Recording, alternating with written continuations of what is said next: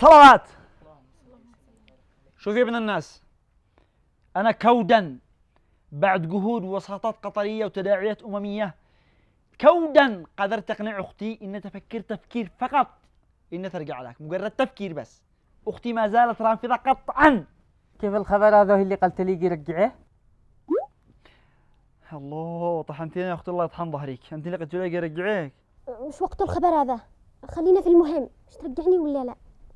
سوت وجهي بعد ما كان ناصع على البياض.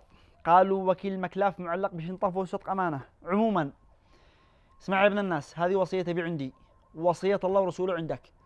صح إن القرآن أباح ضرب المرأة الناشز، ولكن كآخر حل بعد الموعظة والهجر في المضاجع يأتي الضرب الخفيف اللي يحسس المرأة بالذنب فقط، مش الضرب الموقع.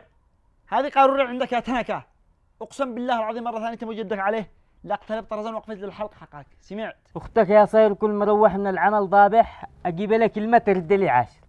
اقول لها يا مرة اعملي حاجه فلان، تقول لي والله ما فعل. لو انت رجل وريني مش تفعل. معك حق يا صهير، إذا كنت أنا أخي ما تحملتش طبعه، لكن وعد مني لو رجعت تحاني بك مرة ثانية كلمنا فقط، أقسم بالله أجيك سر اللقب بحقي. كلكم ضدي. الله يرحمك يابا. الله يرحمه. أيوه، لا تنسيش إنه مات بقلطة من طبعك. عموما اسمعون اشد لكم قاعدة ذهبية تقوم عليه كل البيوت السعيدة. الزوج ضابح، المفروض الزوجة تصمت. الزوجة ضابحة، الزوج يصمت. مفهوم؟ مفهوم. ايش قلت أنا يا مريم؟ الزوجة ضابحة، الزوج يسكت. الزوج ضابح، الزوج يسكت. هذا النسوان باختصار. فأنصحك طلقه، والله بلا. أختي أنا أعرف أطلقك خارج الله. تقدرش تستغني عني.